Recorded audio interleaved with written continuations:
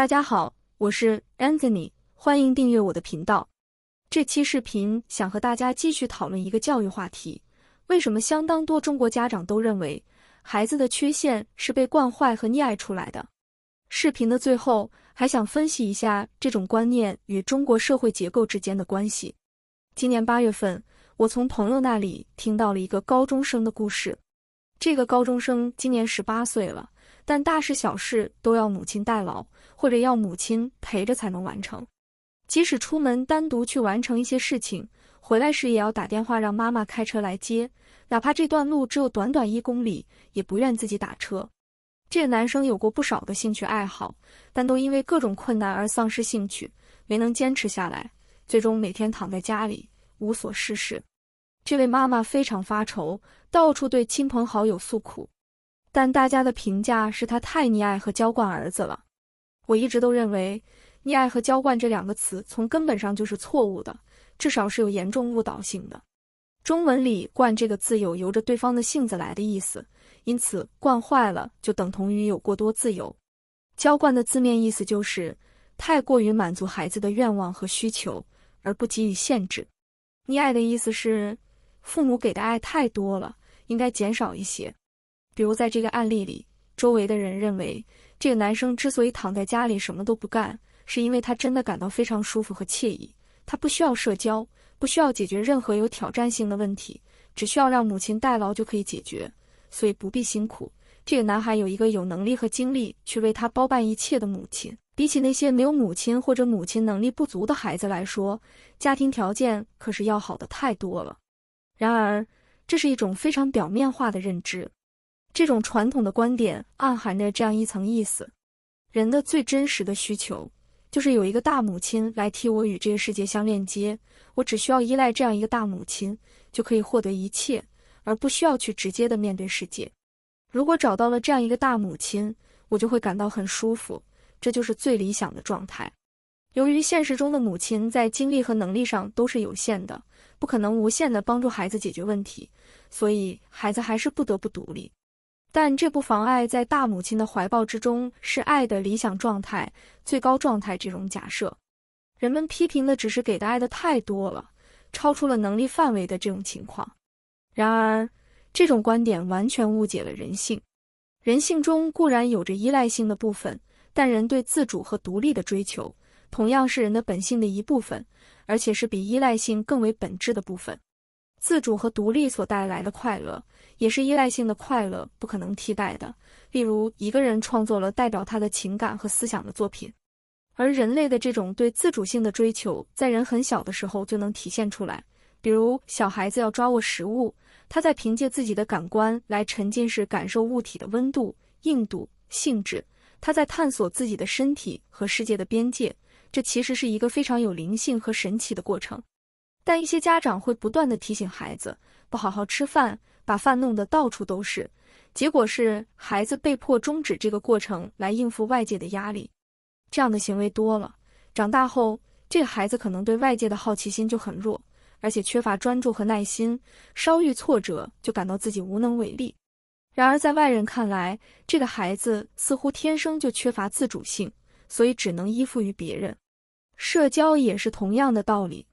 我曾经在这期视频里讨论过学校教育和中国年轻人社会恐惧的关系，但社恐也是由亲子关系塑造的。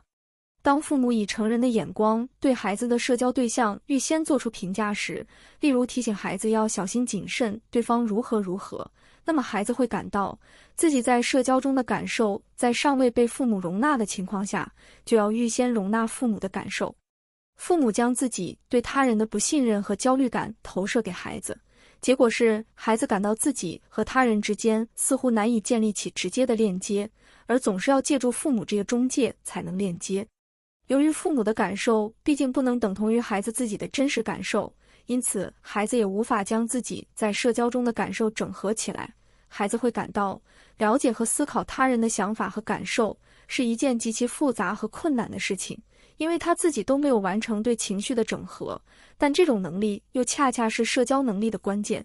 实际上，如果我们仔细观察那些所谓的被溺爱的孩子，就会发现他们很多时候只是被父母用来弥补自己的某种匮乏心理，而孩子并没有获得真正的自由。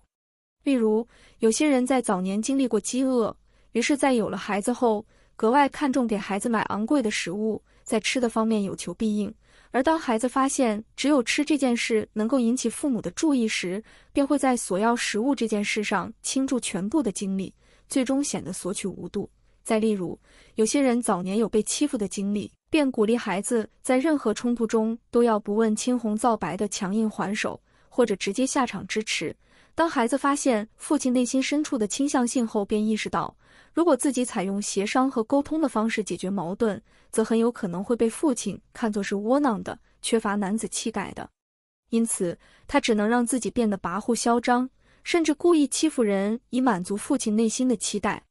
我们也不能说这个孩子是自由的，因为这个孩子本身并不喜欢这样做。再比如，某些夫妻之间缺少感情，其中的一方就可能将过度的注意力倾注在孩子身上，希望孩子来不断地陪伴自己，回应自己的情感。表面上是父母照顾孩子，实际上是孩子承担了照顾父母的责任。其实，只要我们不把自由狭隘地理解为在外在行为上突破社会规范，而是理解为对真实感受和想法的真诚开放，就会发现那些被惯坏的孩子几乎都生活在价值观高度单一、思想上压抑和不自由的环境当中。因此，当我们说娇惯孩子时，往往只看到了满足孩子需要的表象，而没有看到孩子更深层的需要是受到严重的忽视的。换句话说，被惯坏的、被溺爱的孩子，并不是因为得到的爱太多、快乐太多，而是太少。当一个成年人进入了一种借由母亲才能和世界链接的状态，这是一种不幸，但这并非因为母亲的能力有限，而是因为他始终无法体会到自由的感受。当然，需要注意的是，我们说一个人走向人格的独立与成熟，并不意味着这个人就不需要他人的回应和陪伴，也不是指这个人谁都可以不依靠，只靠自己就能生活，那是对独立性的一种严重的误会。实际上，独立指的是一个人能够从更广泛的人身上获得回应，甚至是从特定的服饰、音乐等符号上获得一种象征性的满足，而不仅仅是依赖某一个人。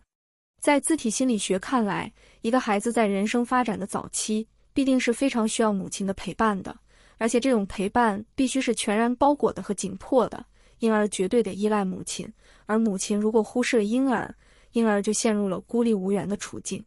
到了儿童期，婴儿就可以忍受与母亲拉开一定的距离，他对母亲的需要变得不那么紧迫和全然了，而其他人的回应和陪伴也能够满足孩子的需要，比如父亲、祖父母等等。到了青春期，孩子更可能希望从同辈中获得承认和反馈，而一个成熟的个体则可以从各种人类或者非人类的方式获得支持性的体验。因此，我们说被娇惯坏了、依附于母亲的孩子，他们的问题并不在于他们对他者有所需求，而是他们对他人的需求被限制在了一个相当低水平的状态，也就是他们只能像婴儿那样，要求母亲全然且及时地包裹着他们，无法从更广泛的世界中获得客体的回应。然而，从中国人对于娇惯和溺爱的批评中可以看出来，相当多人其实对这种不发展的个人状态，其实也是带着一丝丝羡慕和嫉妒的。同样很希望有一个大母亲能够稳定的养育和照顾我，即使她束缚着我的精神也没关系。然而，一个精神上的成年人对于这种全然包裹的关系，必定是会感到不自在和不舒服的。